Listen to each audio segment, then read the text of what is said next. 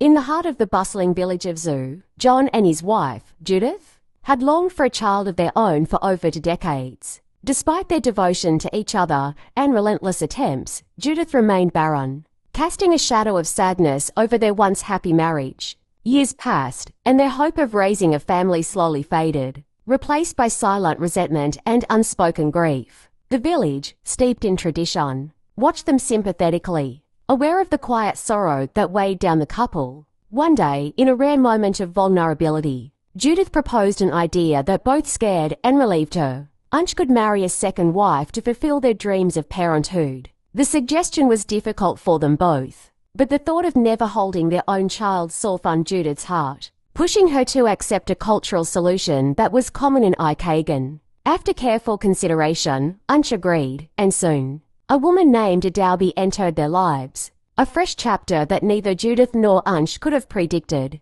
Soon after marrying Adaobi, the long-awaited miracle happened. Adaobi became pregnant, and the entire village shared in their joy, celebrating the hope of a new generation for Ansh's family. Judith, though torn between joy and jealousy, did her best to conceal her envy and joined in the celebration. When Adaobi gave birth to a healthy baby boy, whom they named Dara, the child became a symbol of joy and unity within the family. His cries echoed as a reminder of blessings fulfilled, the heir who would carry forth the family name.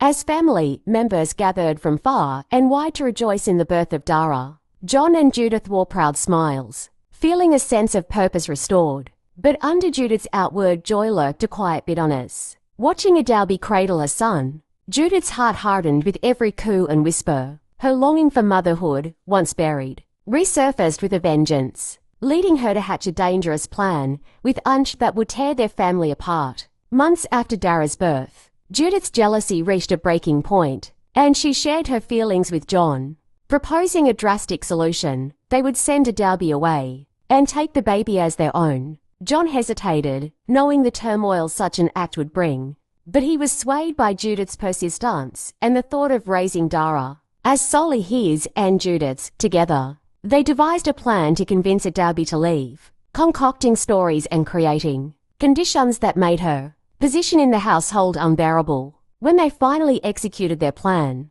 Adaobi had little choice but to leave, her heart shattered. She pleaded to stay with her son, but her cries fell on deaf ears. Stripped of her role as mother and wife, Adaobi was left desolate, wandering the village roads with nothing but her sorrow. John and Judith welcomed Dara as their own, unaware of the fate they had set in motion, a curse that would soon spiral out of control.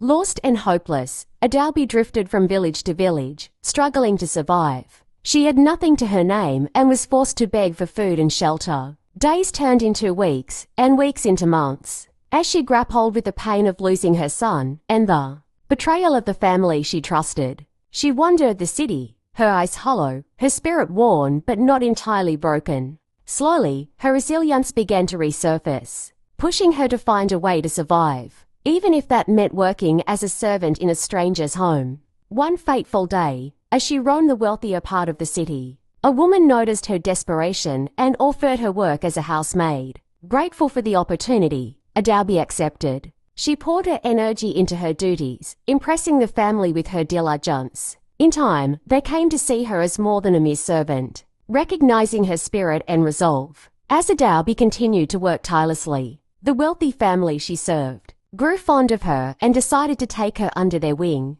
They adopted her into their family, treating her with respect and giving her opportunities she could only dream of. Adaobi was given a comfortable place to live, a car, and even a job in one of the city's most prestigious companies. For the first time in years, she felt a renewed sense of purpose and joy, surrounded by people who valued her.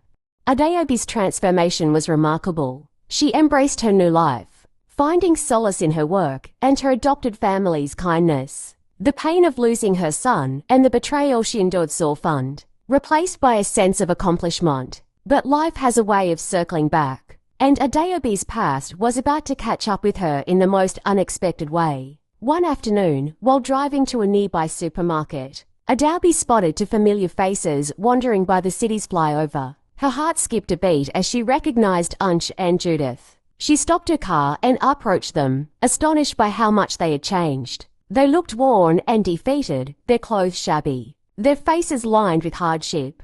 They didn't recognize her at first, but when she introduced herself, shock and disbelief washed over their